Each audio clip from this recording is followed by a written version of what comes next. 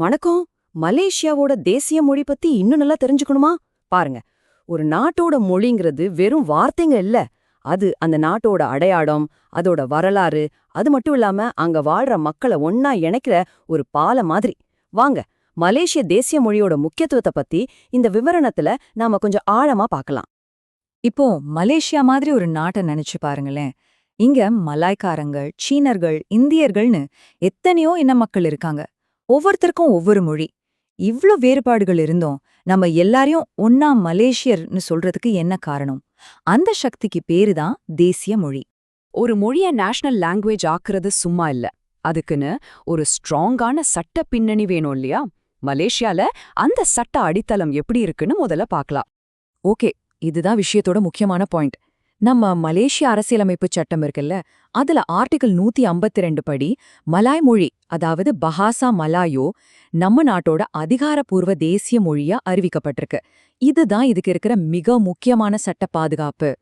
இந்த அரசியலமைப்பு சட்டத்தை இன்னும் ஸ்ட்ராங் ஆக்க நேஷனல் லாங்குவேஜ் ஆக்ட், எஜுகேஷன் ஆக்ட்னு சில துணை சட்டங்களும் கொண்டு வந்தாங்க. இது எதுக்குன்னா, கவர்மெண்ட் ஆஃபீஸ்ல, ஸ்கூல்ஸ்லன்னு எல்லா இடத்துலயும் மலாய் மொழியோட பங்கு சரியா இருக்கணும்னு உறுதிப்படுத்ததான்.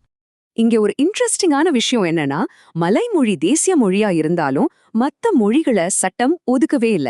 தமிழ், மாண்டரின், இங்கிலீஷ்னு எந்த மொழிய வேணும்னாலும் நீங்க பேசலாம், கத்துக்கலாம். அதுக்கு முழு உரிமையும் இருக்கு. இதுதான் நம்ம மலேசியாவோட வேற்றுமையில் ஒற்றுமைக்கு ஒரு சூப்பரான எடுத்துக்காட்டு இல்லையா? சரி, அப்போ ஒரு தேசிய மொழிங்கிறத சும்மா பேசி கம்யூனிகேட் பண்றதுக்கு மட்டும்தானா? கண்டிப்பா இல்ல. ஒரு நாட்டை உருவாக்குறதுல அதுக்கு நிறைய முக்கியமான வேலைகள் இருக்கு. வாங்க, அது எப்படி ஒரு அடையாளமா, ஒரு வளர்ச்சி கருவியா மாறுதுன்னு பாப்போம். இத ஒரு யுனைடெட் மலேசியாவோட 5 பில்லர்ஸ்னு கூட சொல்லலாம். 1, இது எல்லா இன மக்களையும் ஒன்னா சேர்க்கிற ஒரு ஒற்றுமை சின்னம். 2வது, ஸ்கூல்ஸ்ல, கவர்மெண்ட் ஆஃபீஸ்ல இது ஒரு பொதுமொழி. 3வதா, பிசினஸ், எக்கனாமில இது ஒரு முக்கியமான டூலா இருக்கு. கடைசியா, இதுதான் மலேசியாவோட தனித்துவமான அடையாளத்தை உலகத்துக்கே எடுத்து சொல்லுது. ஒரு மொழிய சட்டத்துல தேசிய மொழின்னு சொல்றது பத்தாது. அது வெறும் ஸ்டெப்பு தான்.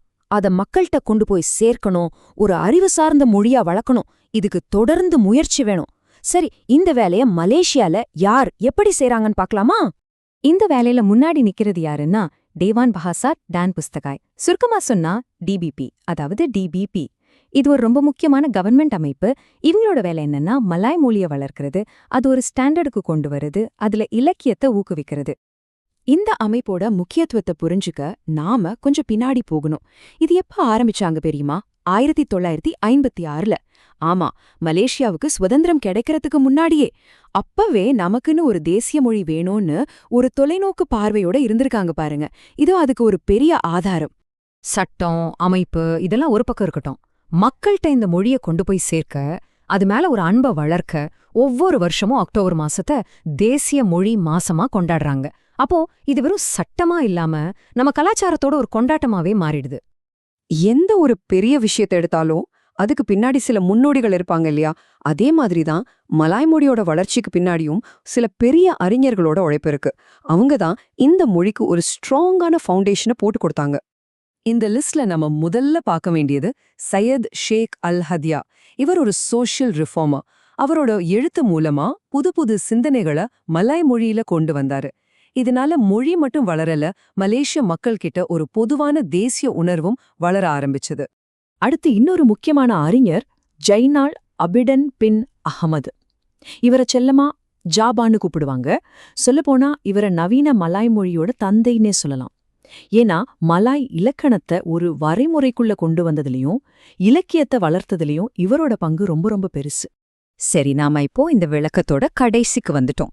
தேசிய மொழிக்கு சட்டத்துல என்ன இடம் இருக்கு, அதோட முக்கியமான வேலைகள் என்ன, இத வளர்த்த முன்னோடிகள் யாருன்னு எல்லாத்தையும் பார்த்தோம்.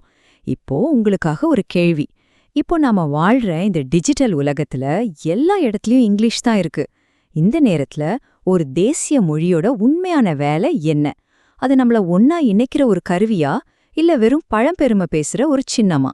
நீங்க என்ன நினைக்கிறீங்க? கொஞ்சம் யோசிச்சு பாருங்க.